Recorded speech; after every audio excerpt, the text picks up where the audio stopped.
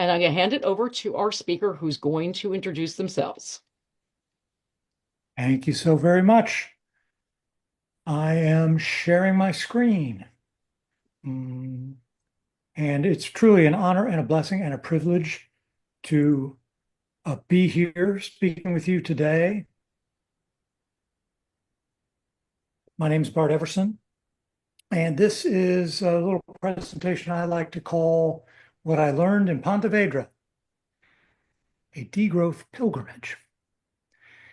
And this presentation could go 40 minutes or longer, but for the time constraints today, I could either cut out some chunks or just try to go really fast.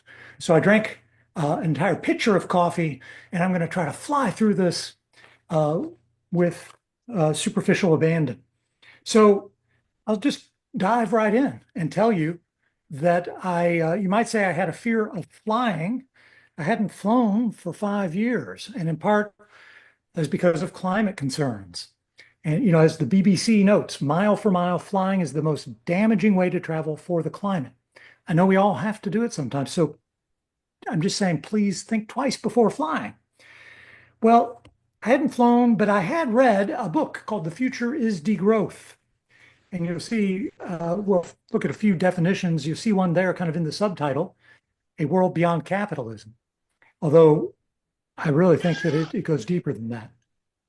So I liked the book. And so when I had the opportunity, I decided that yes, I would gladly get on that airplane and fly to attend the 10th International Degrowth Conference, 15th Conference of the European Society for Ecological Economics on June 18th through the 21st of last year. That's in Pontevedra, which is in Galicia, which is in Spain. And I had a twofold mission.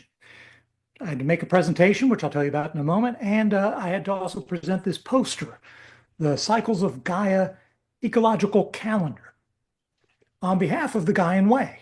That's right. I am, if you don't know, I am a Gaian, and that is the new tradition that I would be representing, the Gaian Way.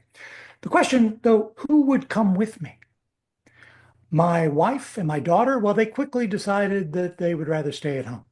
So I reconfigured my mind to make this is going to be a solo journey. Well, that has some advantages as well. And I did face some challenges. I had a knee challenge. My knee gave out, torn meniscus. I had a tooth challenge. Oh my goodness, an emergency root canal and crown just before I left. I also had some geography challenges because I didn't know where Galicia was. Did you know there's a Celtic part of Spain? Yes, that's where Galicia is. The only thing I knew about this area was the Camino de Santiago, which is like a pilgrimage. And this is one of the milestones along the pilgrimage that you can make in this area. And by the way, I should note, give credit where credit is due for these photos. I did not take these photos, but most all the other photos that you're seeing in this presentation, I just took myself. So, a New York Times article came out just before I was to depart. Is called "Shrink the Economy, Save the World," and it was a fairly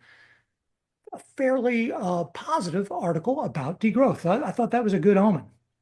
Well, one more challenge that I had was the packing challenge. How would I get this stuff on board? You can take 2 items on board. I didn't want to check anything. I heard they might let you take the poster tube. I finally figured out I could put my backpack inside my suitcase and then only 2 items, the poster tube in one hand and my roller bag. So when I finally flew across the Atlantic and got off the airplane in Madrid, I was so excited to be there that I took this photo of my daughter. Yes, my daughter came with me after all. Her name, by the way, is Persephone. And so I was so excited to have Persephone with me there. I took this photo. And of course, I put down the tube, the poster tube. I set the poster tube down to take this photo. Where's the tube? Did I leave it there? Yes, I left it there. Well, I made my way to Pontevedra. By the time I realized I had left the tube there, I'd gone through security and there was no way of getting back in and lost and found and language barriers and so forth. Well, I just never got it back. But I made it to Pontevedra. That bridge is known as the Burgo Bridge, the Puente del Burgo across the Larez River, Bridge, which was built over an even older Roman bridge. And in fact, this bridge may be the origin of the city's name, Pontevedra. Who knows? Our first day there was cold and wet, and I had no umbrella, and everything was closed because it was a Sunday, so I couldn't buy an umbrella. But my first impressions, oh, and that's just well, that's an apparition of Frida Kahlo, who appeared to me is actually a reflection of a neon sign in a window. She appears to be hanging there. Just a cool photo I thought I should share. My first impressions of the city were density, like it was a slice of Brooklyn dropped right in the middle of the countryside of northern Spain. We did a little sightseeing. I saw the Iglesias de Santa Maria la Mayor. We came across this protest, and I do have audio on, so you should be able to hear just a little bit of this. A little snippet to give you an idea, because we got to fly.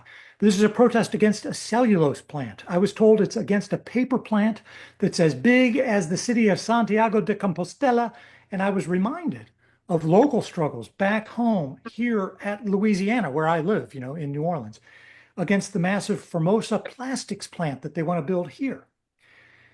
But my favorite part of this day, oh, and there's a sign for the conference that I was attending. See, real. And that says in Spanish, "Are you addicted to growth?" We'll have more about that in a moment. But my favorite part of this day was Persephone going exploring while I sat down on a bench to rest my knee. There she is climbing through the urban landscape. And I finally got my umbrella, found a store that was open as Sunday wrapped up. So, as being part of the Gaian way, one thing we recommend is meditating every day. And we meditate at sunrise and hopefully outside. So this is the view, the beautiful view from my balcony. I did have a little bit of space to sit outside and do a nature meditation. Well, there's a little bit of a plant growing there. But then I and just to give you an idea, this is the reverse view. We were staying above that shoe store. That's the balcony.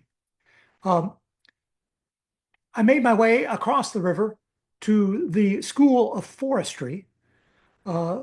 And that is where we had the meeting. Actually, this is actually the day before the conference proper. This was the 5th annual assembly of the degrowth movement. And here they launched the International Degrowth Network. They'd actually launched it the previous year. So it was really the first meeting of this new international network. Not really part of the conference per se, but definitely aligned with all the same values and emphasizing the global aspect. And that's one more. I can offer right here one more definition of degrowth for you. This is from the degrowth.info website. It's a reduction of production and consumption in the global north and liberation from the one-sided Western paradigm of development. It could allow for a self-determined path of social organization in the global south. So it really is a global perspective. And that was reflected at the very beginning with a joint statement from, this is a Muslim woman and a Jewish woman standing up together to demand an end to the genocide in Gaza. And yes, there were watermelons everywhere. Here's a map of a conference map of the city. You'll notice that watermelon logo down in the corner, the watermelon being a symbol of the Palestinian flag, because it has the same colors as the Palestinian flag. So I've been told. And we also got to bear witness to an inspiring sight, this bike caravan.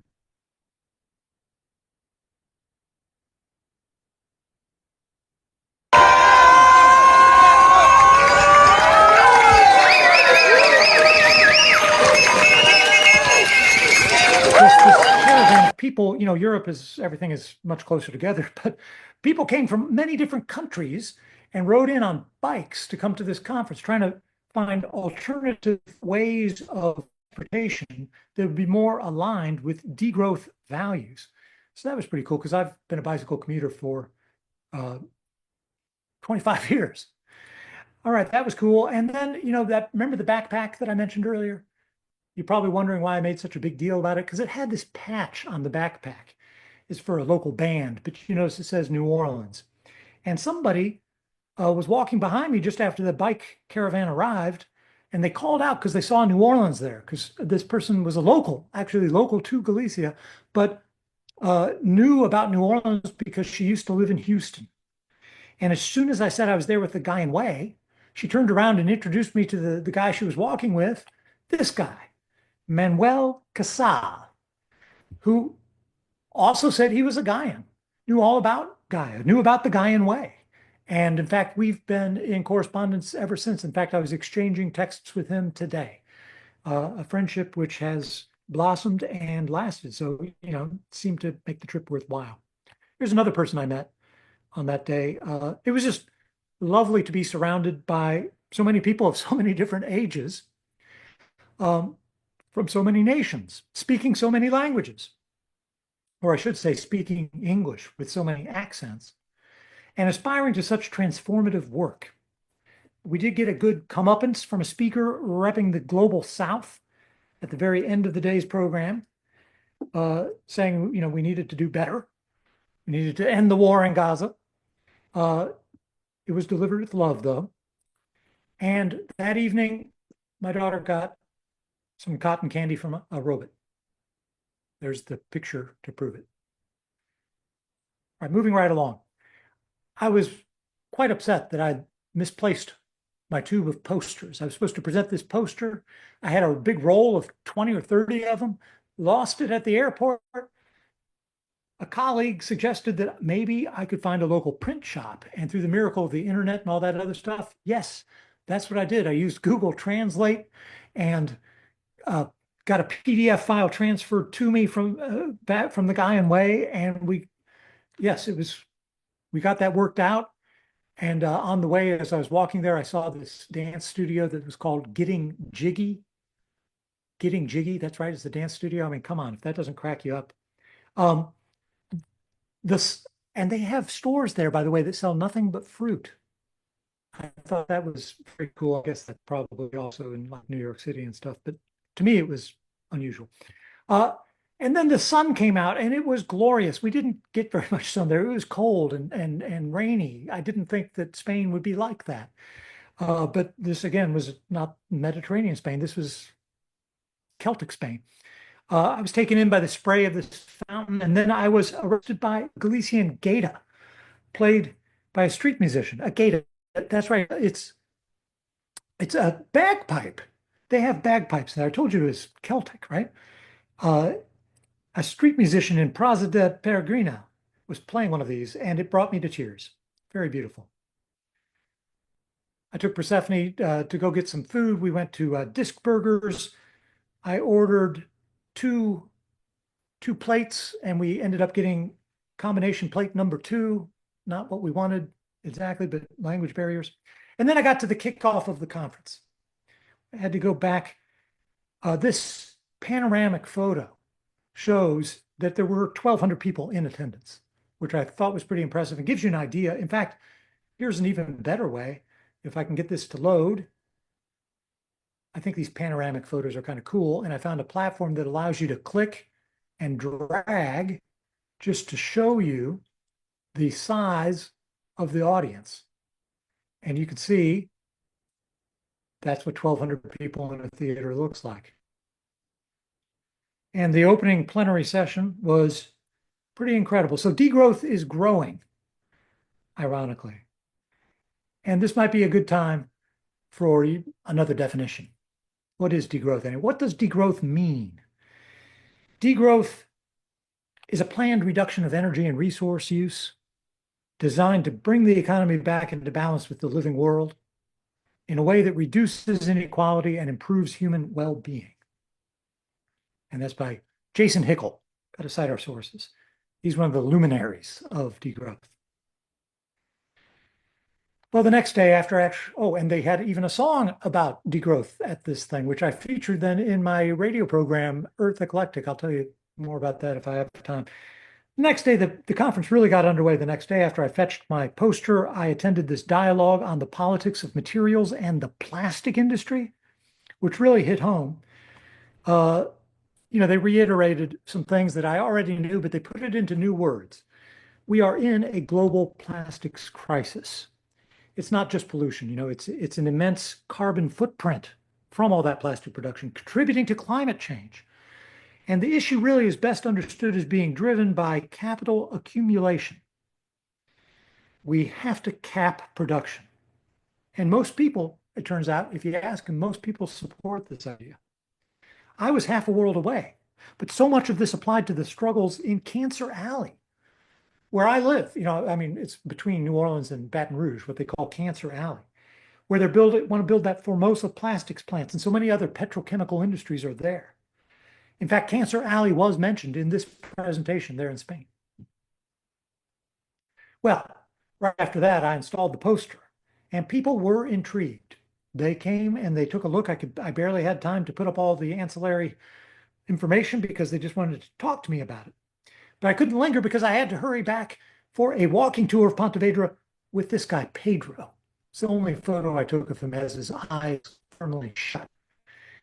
He showed us around Pontevedra, and we saw that they have a carnival tradition of their own, just like back home in New Orleans. They're making medieval excavations. That's in the lower right-hand corner near the bridge that I told you about.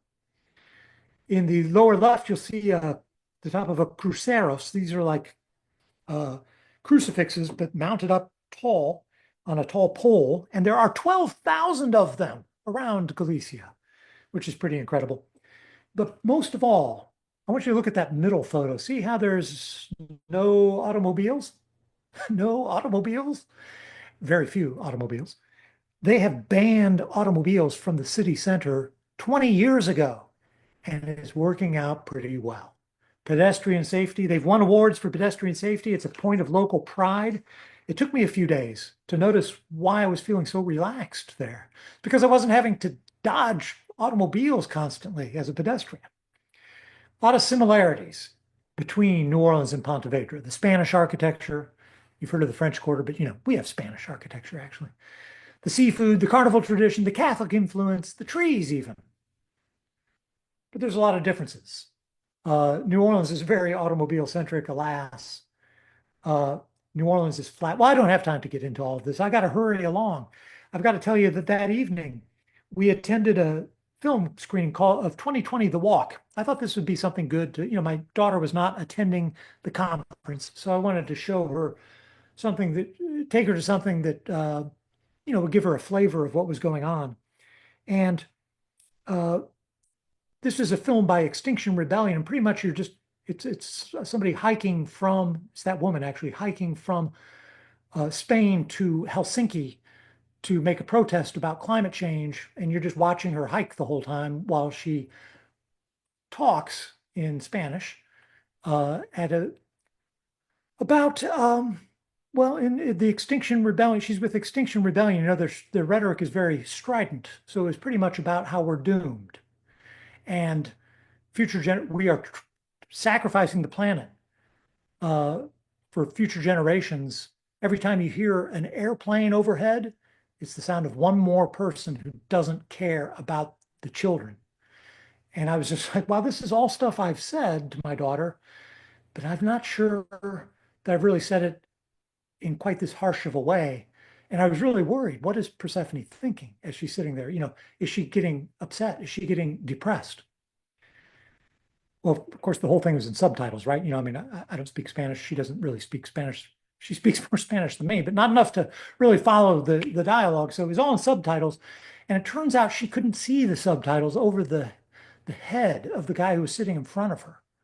So she missed out on that entirely. So I needn't have worried. Okay. They also, this is the formation of La Cultura Declara la Emergencia, part of this global campaign. Culture declares emergency. It's to raise awareness around the climate crisis. And we had an extraordinary meal that evening. We got to watch a seagull snatch a hunk of meat off of a diner's plate. Not our own plate, somebody else's plate. Really good meal. The next day was the summer solstice. And they also declared it Global Degrowth Day. I thought more people would be excited about the solstice, but I seem to be the only person who even knew it was happening. I attended a session on anarchy and degrowth, and that guy, Alexander Dunlap, the guy in the baseball cap, yelled at us about lots of different things. It was actually kind of fun.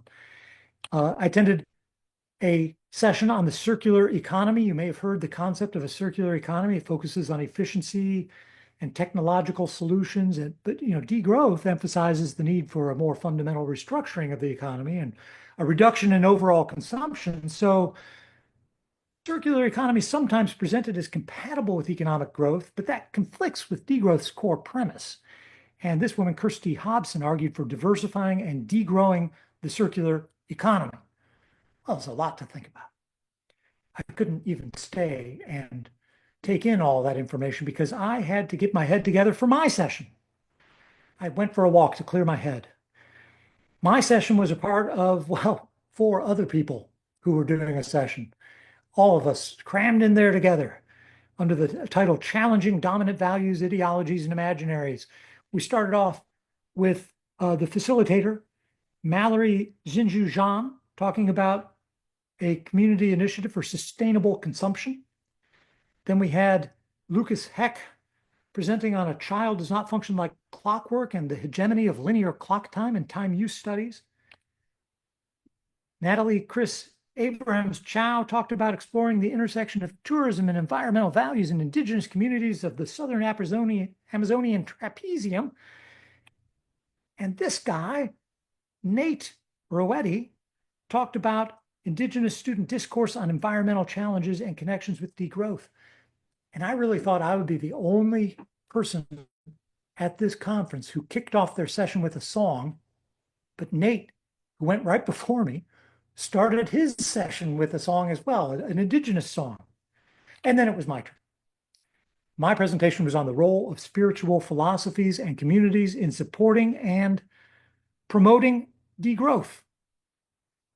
And I can't give you the whole presentation, obviously, even though I had to rush it there. I'm even more rushed tonight.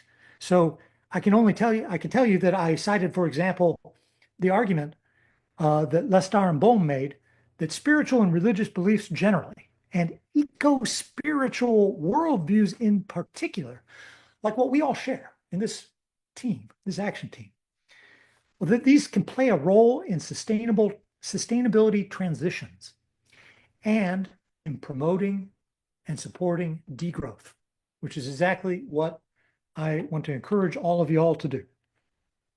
Meanwhile, my daughter was doing the laundry, which may not seem like a big deal, but she went out on her own in a strange city where they speak a foreign language and did the laundry at a laundromat, something she'd never done before, even here in New Orleans.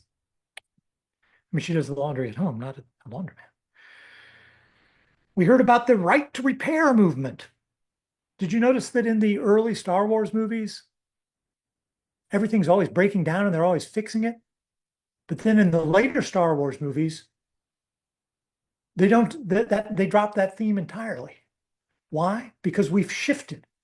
Our culture has shifted to an attitude of if your iPhone breaks, just buy a new one. We don't repair things and fix things as much anymore. And that has implications for, sustainability. And in Europe, this movement for the right to repair is much further along than in the United States, but it is coming here too. I'm going to skip over this real quick and just let you know that Global Degrowth Day ended with a protestival in the Alameda. It's a park. There's a guy with a degrow the police sign. There's some representatives of Greenpeace. Here is Extinction Rebellion. You've heard of Extinction Rebellion. Surely here they are taking the stage. It may seem like they're walking in slow motion. They're just walking really slow. And it looks really weird. I don't know what it means either, but it really gets your attention. It was powerful to bear witness and stand in solidarity with an array of eco-activists local to Galicia as they took the stage and shared their manifestos as the moon rose over the Alameda de Pontevedra on Global Degrowth Day. And, the next day I was drawn to a session on contemplative pedagogy. I I actually wanted to highlight this phrase, the imperial mode of living. It's a useful phrase. It's a memorable, pithy, and fairly easy way to understand. It's easy to understand, but it refers to something very complex, namely how the everyday practices, the consumption patterns, the lifestyles of people like me and quite possibly you rely on the exploitation of resources, labor, and ecosystems in other parts of the world. In other words, most Americans, we participate in the imperial mode of living. So I'm going to try to work this phrase into my active vocabulary. You might want to as well. I don't have time to tell you about all this other stuff. I do want to, though, let you know that I want to leave you with one last thing, and that is the degrowth song. That's right. I'm going to sing you a song. This was written by Darko Rundic, the legendary Croatian singer-songwriter. He performed it at the previous conference, which was in Zagreb, and they performed it again in Pontevedra. And it goes like this. What does degrowth mean? Is it a missile word against economic growth? A boom, boom, boom, boom, boom. What does degrowth mean? Is it a deprivation of all we want to hold? Ho, ho, ho, ho, hold. Or is it the end of the careless living? Or is it learning the art of giving? 'Cause we all know less is more. What earth you got in mind? What if you look inside you, seeing the life as one that we all belong to? Seeing the life as one that we all belong to.